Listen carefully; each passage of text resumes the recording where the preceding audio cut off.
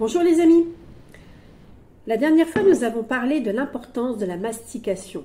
La mastication qui va informer le cerveau, qui va informer l'estomac, qui va stimuler la production de salive, qui va reminéraliser nos dents, etc., etc., et qui va aussi informer la satiété dans notre cerveau au bout de 20 minutes. Donc, on a bien mâché comme il fallait, notre bouchée est bien imbibée de salive et peut donc amorcer sa descente en direction de l'estomac. Dans un premier temps, elle va traverser la trachée, qui se trouve à peu près ici, et qui est cartilagineuse. Ensuite, cette trachée se divise en deux morceaux, une partie vers les poumons, une partie vers l'estomac, donc dans l'œsophage. L'œsophage est un tuyau assez mou qui comporte également un certain niveau d'acidité, une acidité qui est inférieure à celle de l'estomac. Information importante à retenir pour tout à l'heure. Autre chose à retenir, c'est que votre bouchée qui a bien été mâchée et bien imbibée de salive va stimuler la muqueuse de la paroi de l'œsophage par le biais de la salive, ce qui va déclencher à nouveau d'autres sécrétions qui vont permettre d'amener doucement le bol alimentaire dans de bonnes conditions à l'estomac. Dans de bonnes conditions, pourquoi ? Parce que si vous n'avez pas bien mâché, que vous avalez des gros morceaux, quand votre bol alimentaire va passer de l'œsophage à l'estomac, il va passer par ce qu'on appelle le cardia, qui risque d'être distendu. Et à force d'être distendu, ce petit endroit va laisser passer le reflux gastrique. Vous savez, ces brûlures à l'estomac que vous avez, qui sont très inconfortables et qui nécessitent parfois la prise de médicaments. Eh bien, si vous ne mâchez pas bien, c'est ce qui vous attend.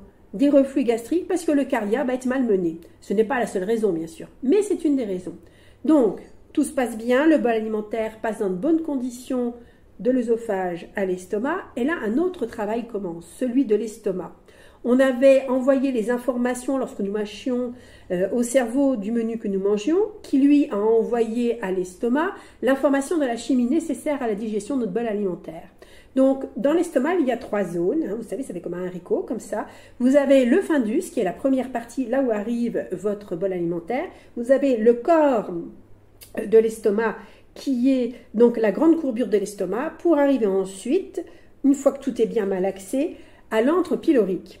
À partir de là, une fois que tout est bien mastiqué, que les enzymes ont fait ce qu'elles devaient pour dégrader, ramollir davantage le bol alimentaire, que l'acide chlorhydrique a détruit les dernières bactéries, parce qu'elle sert à ça, l'acide chlorhydrique, elle n'est pas néfaste quand on fait les choses correctement. Donc le bol alimentaire arrive dans la 3e partie de l'estomac, en direction du pylore, qui lui va laisser passer goutte à goutte, tout doucement, des aliments en direction du duodénum. Si nous ne mâchons pas bien, si nous ne faisons pas travailler notre estomac dans de bonnes conditions, il y a des morceaux qui vont passer et qui vont provoquer de forts désagréments. Et nous arrivons donc, comme je vous disais, au niveau du duodénum, qui est le tout début de la partie intestinale. Et ça, je vous en parle la prochaine fois. Si vous avez des questions, si vous avez besoin d'autres explications ou d'être accompagné, n'hésitez pas à me contacter. Vous avez en premier commentaire mes coordonnées. Et sinon, vous pouvez toujours me poser une question, soit en commentaire, soit en message privé. Je vous dis à bientôt pour la suite des aventures de notre système digestif.